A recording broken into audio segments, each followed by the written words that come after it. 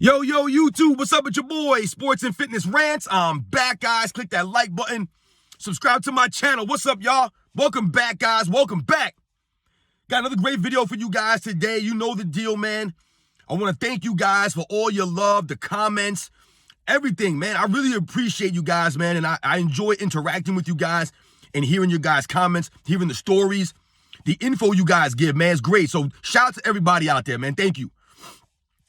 In this video, we're going to continue with this Isiah Thomas thing, but we're going to talk about Isiah Thomas and this dream team nonsense because I feel like that's a big problem with Isiah Thomas. He's really upset about this, and he likes to blame Michael Jordan. We're going to talk about that real quickly in this video. And you guys know what to do, man. You guys turn that volume all the way up, hit that play button, listen to the information I have for you guys, right? I'm here for the facts, guys. We're going to continue to celebrate the 80s and the 90s. We're going to continue to celebrate Michael Jordan on this channel. We're going to tell the truth about these guys, put things into context, put it into perspective. Stop the lies. Remember, these videos are for educational purposes. Let's roll. So, yes, listen, guys, I don't want to keep doing this Isiah Thomas stuff, but there's a lot of things going on out there with Isiah Thomas, a lot of lies that he likes to say, and he's continuing this. He hasn't stopped. See, that's the thing, guys. They don't stop. Guys like Scottie Pippen, Isiah Thomas, they just keep going. They keep going on more and more podcasts and having these interviews. Please, guys, stop interviewing these guys. Please stop asking them these questions, man. It's ridiculous. That has nothing to do with any... No one's learning about the history of the NBA listening to Isiah Thomas and Scottie Pippen talk lies. But when we think about Isiah Thomas, we know that the biggest problem that he has, where most of this comes from as it relates to Michael Jordan, is that dream team snub in 92. I've told you guys in past videos, it burns him to this day. It burns him like a raging fire inside that he was not on the dream team. And why is that? Why does it burn him? Well, I believe there's several reasons. One of the reasons why I believe it burns him is because did Isiah Thomas earn the right to be on that team? Absolutely. He earned it with his play throughout his career up until 1992, right? He was one of the all-time great point guards, one of the all-time great players. So he earned a right to be on the team. However, the problem with Isiah Thomas was that he didn't deserve to be on the team. He did not deserve it. And why didn't he deserve it, guys? Well, quite simply, nobody wanted to play with Isiah Thomas, guys. But listen, Isiah Thomas can blame Michael Jordan all he wants, and we get that because Michael Jordan was the biggest star in the NBA. He was the biggest star on the dream team, right? It wasn't Magic or Bird or Hakeem Olajuwon or Clyde or Scottie Pippen. It was Michael Jordan, right? He was the face of the NBA. So, of course, Isiah Thomas is going to point the finger at him if he had anything to do with him not being on the dream team. Because we all know that he had the biggest influence on the NBA, right? So when people ask him about Isiah Thomas and he gives his opinion, what is he really saying, Michael Jordan? What he's saying or what he's alluding to by not wanting to play with him, or basically saying, listen, if he's on the team, then I'm not going to play. What that alludes to is the mentality, right? Isiah Thomas's demeanor, his personality, the way that he carried himself. We must remember this, guys. It is Isiah Thomas's fault that he was not on the dream team. Like I just said before, he did not deserve to be on the dream team. Did his career resume earn him a right to be on the team? Absolutely, right? You could say that he was better than John Stockton. You could say that he was better than this player or better than that player. But he did not deserve to be on the team. And why did he deserve it, guys? Easily. Once again, we must remember, Isiah Thomas and the Detroit Pistons, they embraced the quote-unquote bad boy role. They embraced it. And there's nothing wrong with that. That was who they were. That was their personalities. That was their team chemistry. To play physical, hard-nosed defense, to be dirty. They were dirty, guys. Let's not make any excuse about it. They were a dirty team. And Isiah Thomas was the ringleader. And they never made any excuses about it. They embraced it, guys. They embraced the bully on the block attitude, the mentality. They didn't mind going out there and elbowing you and taking cheap shots, tripping up guys, grabbing guys. Guys, I would go back and watch some of the plays that the Detroit Pistons would do. Look at Michael Jordan, guys. I saw a play where Michael Jordan went for a drive-by, right? He went to drive-by James Edwards, whoever it was. And James Edwards literally stuck his hand out and grabbed Michael Jordan's ankle to trip him. That's not a basketball play. Michael Jordan could have got seriously hurt in that play. We've all seen the plays of Michael Jordan getting ready to take off in the air, and these guys are clothesline, they're pushing him. You know how bad you can get hurt during a play like that? These are the kinds of plays that the NBA was trying to get rid of. Right when Isiah Thomas says that Michael Jordan cried to the NBA. No, everybody was complaining to the NBA about the Detroit Pistons play style because it was going to get somebody hurt. It was dirty. It wasn't physical. The Boston Celtics were a physical defensive team. They weren't dirty. There were all-time great defensive players in the NBA at that time that were not considered to be dirty. So for Isiah Thomas to not understand or to be mad about him not being on the dream team, he should only be pointing the finger at himself. Isiah Thomas, you kept yourself off that team with the way that you carried yourself all those years leading up to 1992. Michael Jordan didn't want to play with him. Scottie Pippen didn't want to play with him. Larry Bird didn't want to play with him. Magic Johnson did not want to play with him. Clyde Drexler. None of these guys, David Robinson, Karl Malone, they didn't want to play with Isiah Thomas, man. Because of Isiah Thomas's personality, I told you the way that he carried himself in his career, he embraced the bad boy role, the bully on the block mentality, to be a dirty player, to be a dirty team. Right? We have to think about something like team chemistry, guys, right? Which is huge for an Olympic team because why? These guys do not play with each other all the time, right? That's the thing about a lot of these Olympic teams that people forget. A lot of these foreign Olympic teams, these guys play with each other all the time.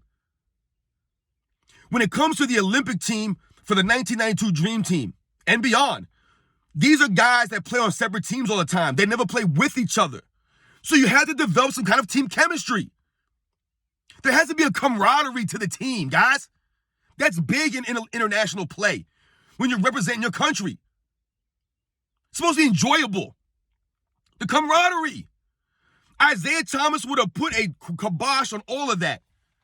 The laughing, the carrying on in the hotel rooms. You hear the stories of these guys. You hear the stories that Larry Bird tells, that Magic Johnson tells, Clyde Drexler, David Robinson, Patrick Ewing. I've heard all the stories of these guys, how much fun they had, the enjoyment, right? A lot of these guys, like I said, they didn't, they didn't know each other personally like that, right? I told you about how Clyde Drexler was like, he couldn't believe how Michael Jordan had all this energy to go out, play golf, right? Do all this stuff, and then come and play the game at a high level. So camaraderie is very important. Chemistry is very important. The atmosphere of the team.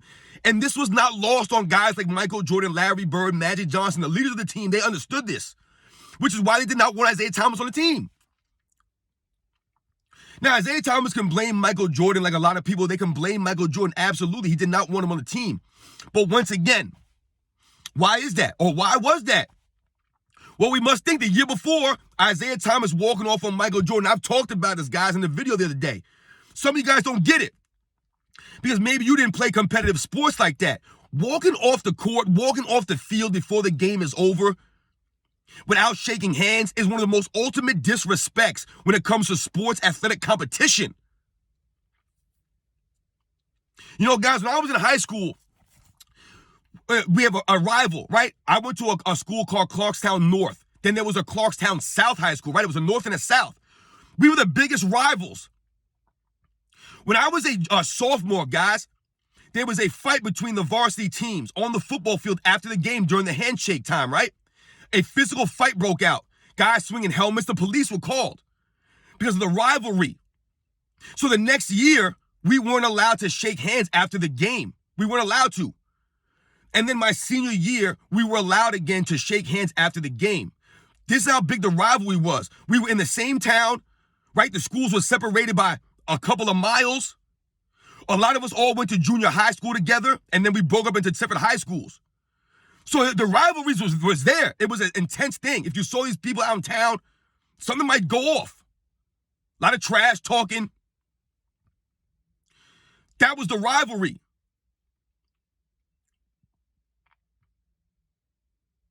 So when we think about Isiah Thomas, guys, and this rivalry that he had, with Michael Jordan and the Bulls. To walk off on them like that, for essentially no reason, right? The Bulls never walked off on them. They always stood and shook their hands. That said a lot about Isiah Thomas. A lot of people did not respect that about Isiah Thomas, and to this day, he is still being exposed about that. And he still never, says or admits that was wrong. He tries to make excuses about it, but he's still upset about the Dream Team. Let's be very clear here, guys. It's Isiah Thomas's fault that he's not on the Dream Team to this day. It was his fault, the way that he carried himself. No one told him to act that way during his NBA career, to be a dirty player, to go behind people's backs and start rumors. You guys may not know, but he was starting a lot of rumors behind the scenes about Magic Johnson. So we have to understand these things. Larry Bird did not appreciate what the Detroit Pistons were doing all those years of dirty play. Right? Isiah Thomas was the leader of that stuff. Karl Malone and Isiah Thomas had their beefs. Right? Scottie Pippen and Isiah Thomas had their beefs. So where is there a chance for Isiah Thomas to be on the Dream Team in 1992 without creating some kind of controversy? Or him coming on the team would make Michael Jordan not play. Maybe not make Scottie Pippen not play. Maybe Larry Bird wouldn't want to play then. Why would Larry Bird want to play his last games, right? We all know that was it for Larry Bird after that. He never played again. Why would he want to spend his remaining, time playing with Isiah Thomas?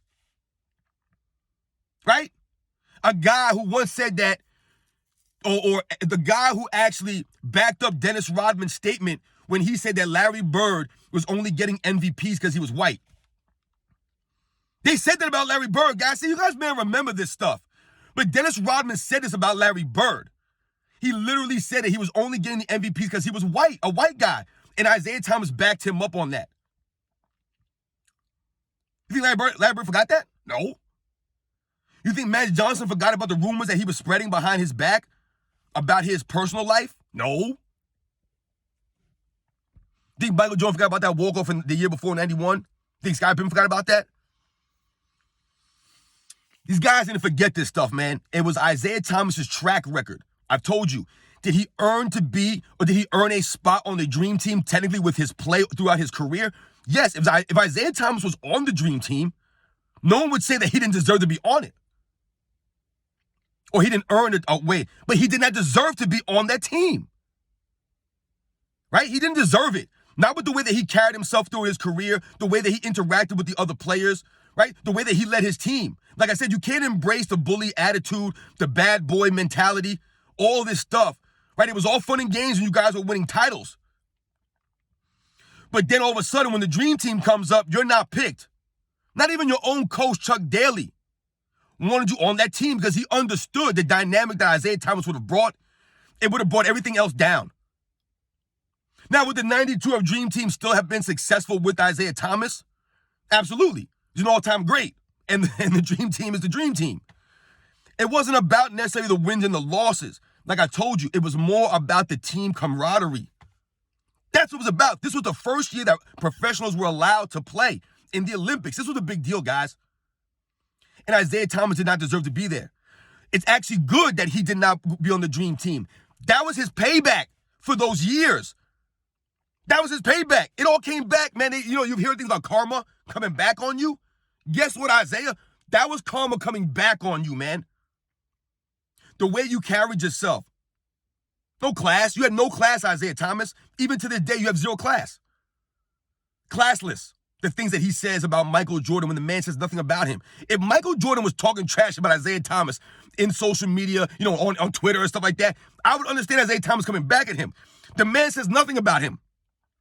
But Isiah Thomas continues to bring up Michael Jordan's name to try to slander him, make up lies, right? Because he wants Michael Jordan to be upset, to fire back at him. But Michael Jordan would never do that, right? I've told you guys in the past, he's above Isiah Thomas. He's above this petty nonsense with Isiah Thomas. Because why? It's not even truthful, number one. And number two, like I've said in the past, whatever Michael Jordan said about Isiah Thomas that rubs Isiah Thomas the wrong way, there's a reason why he said that, though. It was Isiah Thomas's actions that forced Michael Jordan to say what he said.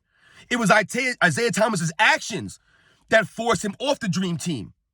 It was his actions. So, guys, yeah, man, listen. Michael Jordan didn't want him on the Dream Team. We know that. But really, nobody wanted him on the Dream Team. The only person who probably did not care was Christian Laettner. He's probably the only guy who had no, opinion about it. I guarantee no one else wanted to play with that man. Maybe they didn't want to say it publicly, but no one wanted to play with that guy. And that's his fault. That's your fault, Isiah Thomas.